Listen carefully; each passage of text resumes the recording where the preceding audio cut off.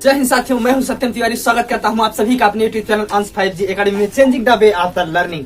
हम सभी आज यहाँ पर, जैसा कि आप सभी ने थंबनेल में देख ही लिया होगा कि आज हम सभी पढ़ने वाले हैं एक्सक्लामेटरी सेंटेंस के बारे में, यानी कि विस्मयादिबोधक वाक्य के बारे में। ऐसे वाक्य जो आपकी हृदय की भावनाओं को रिप्रेजेंट करते हैं वो एक्सक्लामेटरी सेंटेंस कहलाते हैं। आप लोगों ने अपने दैनिक जीवन में यह बात बिल्कुल नोटिस ही की होगी कि आप अपने लाइफ का लगभग 50% जो ट्रांसलेशन बोलते हैं वह इंपरेटिव सेंटेंस होता है, और लगभग 10% से 15% जो ट्रांसलेशन बोलते हैं वो आपका एक्सक्लामेटरी सेंटेंस होता है। मतलब आप इंपरेटिव सेंटेंस और एक्सक्लामेटरी सेंटेंस अगर अच्छे से जान जाए ना तो आप लोग 65% इंग्लिश बोलना सीख गए। जी हाँ, 65% इंग्लिश बोलना आपको बिल्कुल आ गई। तो अगर आपने अभी तक मेरी इंपरेटिव सेंटेंस वाली वीडियो नहीं देखी है तो आपको उसकी लिंक जो है डिस्क्रिप्शन में मिल जाएगी। आप सभी वहां से जाके इंपरेटिव सेंटेंस वाली वीडियो जो है देख सकते हैं। उसके अलावा मैंने और बहुत सी वीडियोस को बना रखा है, जैसे कि मैं master video of the tense, सभी टेंसों की video, use of verb to be, use of there and it, use of has have had, अन्य grammars, direct indirect active passive आदि वीडियो मैंने बना रखी है, जिसकी लिंक आप सभी को डिस्क्रिप्शन में मिल जाएगी। तो आप लोग अभी तक अगर उस वीडियो को मेरे नहीं देखे हैं ना तो जाके मेरी वीडियो को वॉच कीजिए और आनंद लीजिए। तो आइए आज हम इस वीडियो को शुरू करते हैं। और शुरू करने से पहले अगर आप लोग हमारे चैनल में नए हैं ना तो प्लीज मेरे चैनल को सब्सक्राइब कीजिए, लाइक कीजिए, शेयर कीजिए, नोटिफिकेशन के बेल आइकन को ऑल पर सेट कीजिए ताकि मेरे वीडियोस की जो लेटेस्ट नोटिफिकेशन है वो आप सभी तक जो है आराम से पहुंचती रहे। तो मिलते हैं वीडियो में, लेट्स स्टार्ट द। जैसा कि आप सभी जानते हैं और मैं भी यह बात जानता हूं कि किसी भी ट्रांसलेशन को पढ़ने से पहले जो सबसे महत्वपूर्ण और सबसे जरूरी जो बात होती है ना वो होती है उसकी पहचान। क्या होती है? उसकी पहचान। तो मैंने आपको पहले ही यह बात मैंने बताई है और आज फिर यह बात मैं आप सभी को बता रहा हूँ कि हम अन्य ट्रांसलेशन को, यानी कि टेंस वाले ट्रांसलेशन को तो उसके लास्ट देखकर और पहचान जाते हैं, लेकिन इंपरेटिव सेंटेंस और एक्सक्लामेटरी सेंटेंस को हम किसके बेस पर पहचानते जानते हैं? मीनिंग के बेस पर। किसके बेस पर? Meaning, MEANING। इन्हें मीनिंग के बेस पर, सिंपल, सिर्फ और सिर्फ मीनिंग के बेस पर पहचानते हैं। याद रखिए, सिर्फ और सिर्फ किसके? मीनिंग के बेस पर पहचानेंगे। अब बात आई कि मीनिंग इसकी हो क्या क्या, तो हम जानेंगे कि एक्सक्लामेटरी सेंटेंस होगा। देखिए, अगर वाक्य में किसी के हृदय की तीव्र भावनाएं सो हो, जैसे देखिए किसी को मान लीजिए आपने कोई गंदगी देख ली तो कहेंगे किसी कोई फूल देख लिया, अरे वाह कितना सुंदर फूल है, तुरंत आपके मुंह से मतलब अचानक निकल ही जाता है। कहीं धोनी ने छक्का मार दिया ना तो बोलेंगे शाबाश धोनी, क्या छक्का मारा है। ऐसी जो भावनाएं होती हैं वो आती है हमारी एक्सक्लामेटरी सेंटेंस में। और जो कुछ चीजें, जैसे सुनिए, किसी को श्राप दिया जाए, जैसे भगवान करे कि तुम नरक में जाओ, किसी को वरदान दिया जाए, किसी को श्राप दिया जाए, किसी को वरदान दिया जाए, किसी से प्रार्थना की जाए, ये सारी चीजें भी हमारी किसमें आती हैं? एक्सक्लामेटरी सेंटेंस में आती हैं। जी हाँ, ये सारी चीजें देखिए क्या क्या आता है इसमें। श्राप वरदान,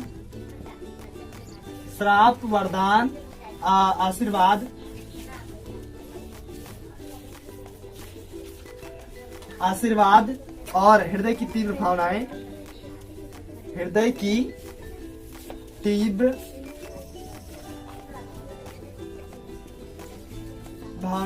ये सारी चीजें जहां भी सो हो, आज यहाँ पर खत्म नहीं होती है। जी हाँ, ये खत्म नहीं है। ये सारी चीजें जहां भी आपकी सो हो जाए आप तुरंत जान जाएंगे कि हमारा सेंटेंस कौन सा है? एक्सक्लामेटरी सेंटेंस है। कौन सा सेंटेंस आपका? एक्सक्लामेटरी सेंटेंस है। तो चलिए हम इसको ट्रांसलेट करने की कुछ विधियां जान लेते हैं। हमें सबसे पहली बात, लास्ट में क्या लिखा है इससे कोई मतलब नहीं है, इसको पहचानेंगे मीनिंग के बेस पर। इन बातों को आप लोग क्लियर रखिए, पहचानेंगे मीनिंग के बेस पर। लास्ट में क्या लिखा है इससे कोई मतलब नहीं होना चाहिए। पहचान मैंने आप सभी को बता दी कि इनके अर्थ जो है कुछ ऐसे सो होंगे, जैसे इसमें श्राप, वरदान, आशीर्वाद, हृदय की तीव्र भावनाएं आदि सो होती हैं। ऐसे हम ट्रांसलेशनों को सिंपल इस प्रकार से बनाते हैं। अब बात आई इन ट्रांसलेशन को हम सिंपल हाउ या व्हाट आ, इन दोनों शब्दों से, ये सिंपल है। अभी हम आगे बढ़ते चले जाएंगे, नियम बताते चले जाएंगे। तो इन दोनों नियमों से कौन से ट्रांसलेशन बनेंगे वो हम समझ लेते हैं। इनका जनरली मतलब होता है कितना, कितनी,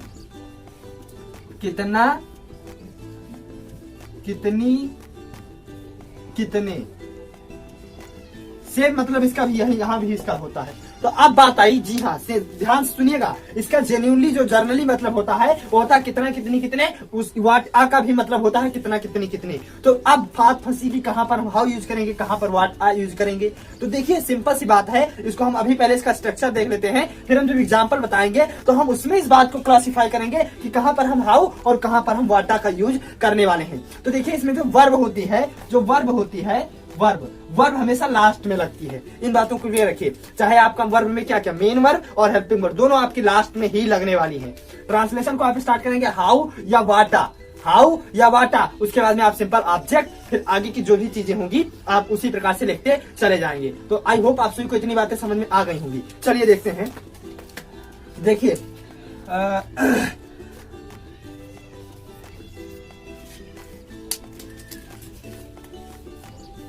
क्या फूल है, देखिए ध्यान से इस बात को, क्या फूल है, मान लीजिए कि क्या फूल है, अरे वाह क्या फूल है, तो सिंपल सी बात है एक्सक्लेमेटरी सेंटेंस हमारा होगा।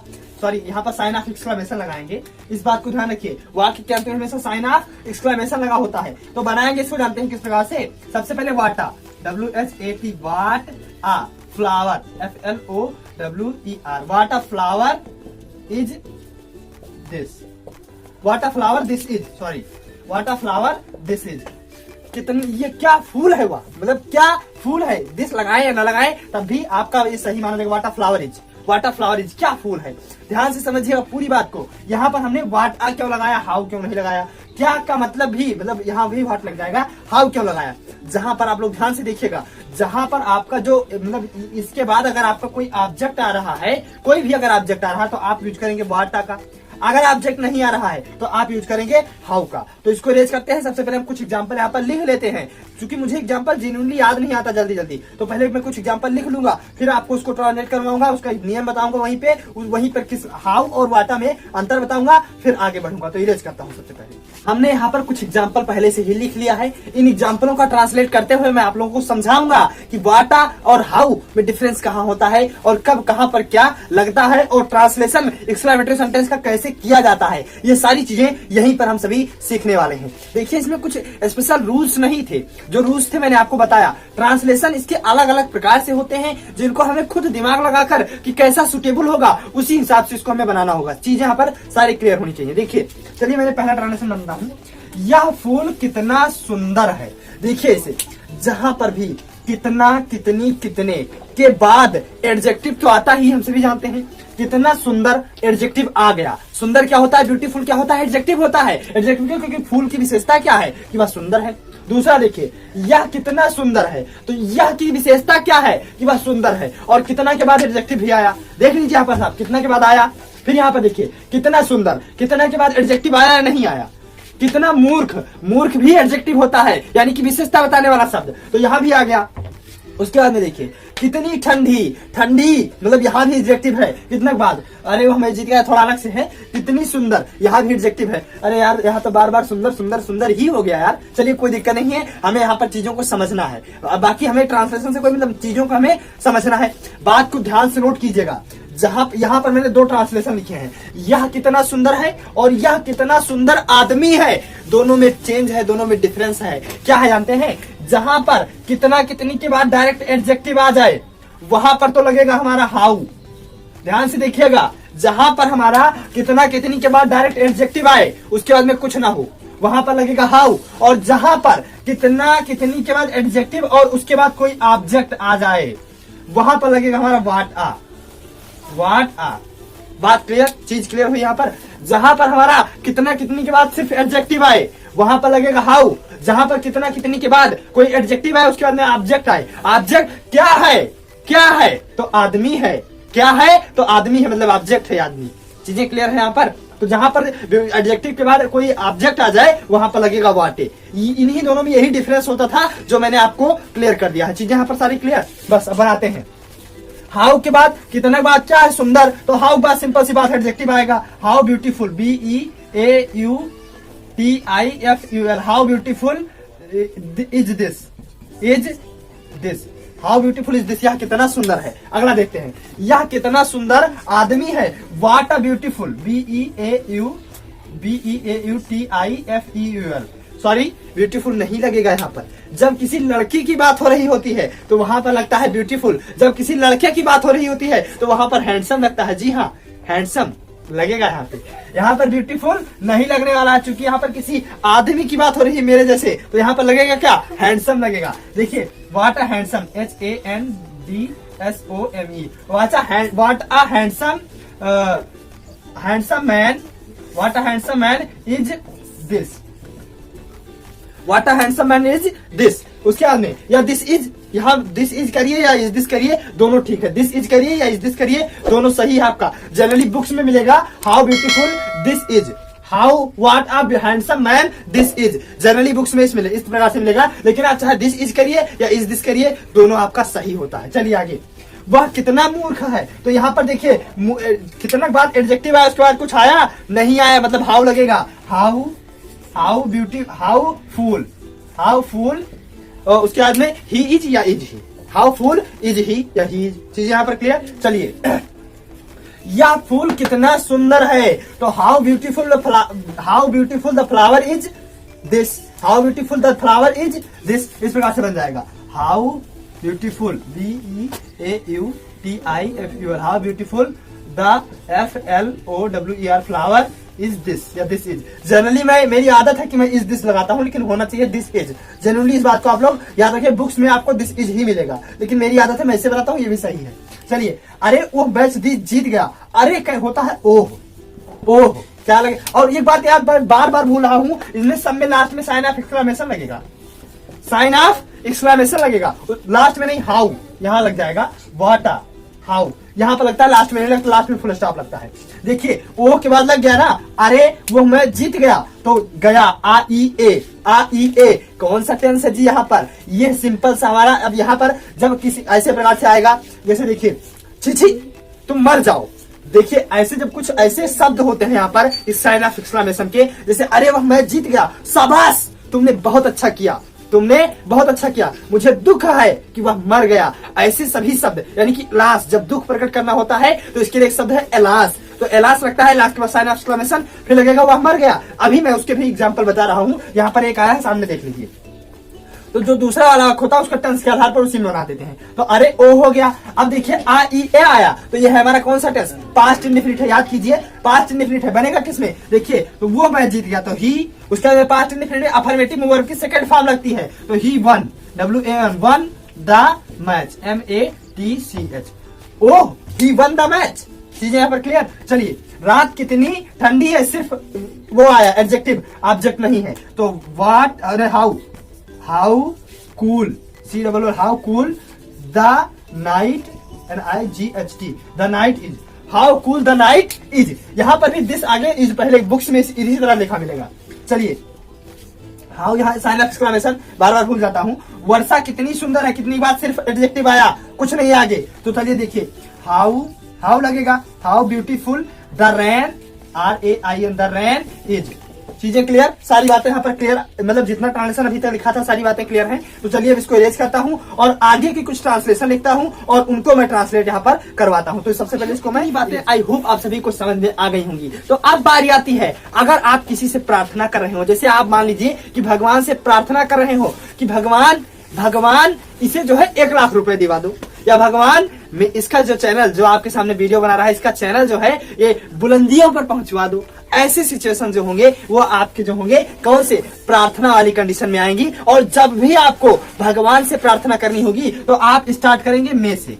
किससे स्टार्ट करेंगे, ट्रांसलेशन को बनाना स्टार्ट करेंगे में से। जब भी आप प्रार्थना कर रहे होंगे तो आप किससे स्टार्ट करेंगे, में से। या भगवान से कोई वरदान मांग रहे होंगे तो किससे स्टार्ट करेंगे, में से। या भगवान से किसी को वरदान दिलवा रहे होंगे, आप मेडिटेटर बन जाएंगे कि भगवान करे इसे पुत्र रत्न की प्राप्ति हो, तो आप खुद नहीं मांग रहे हैं, उसके लिए उसे वरदान भगवान से दिलवा रहे हैं, आप मीडिएटर का काम कर रहे हैं। तो यहाँ पर भी किससे स्टार्ट होगा, में से। मतलब कुल मिलाकर जब भी आपकी बात जो भगवान से जब हो रही हो, जब भी आपकी बात गॉड से हो रही हो, जब भी आपकी बात अल्लाह मियाँ से हो रही हो, जब भी आपकी बात किसी अननोन पर्सन से यानी कि एब्स्ट्रैक्ट नाउन से हो रही हो, तो आप वहां पर सिंपल में लगाएंगे। एब्स्ट्रैक्ट नाउन मतलब जो दिखाई न दे, सुनाई न दे, ऐसी चीजें, भाववाचक संज्ञा होती है वो चीज। यहाँ पर क्लियर, तो इतनी बात क्लियर। अब बात आती है कुछ शब्द यहाँ पर आप लोग जान लीजिए, जैसे होता है एलास, ALAS, एलास, ओह, ब्रेवो, BRAVO, ब्रेवो।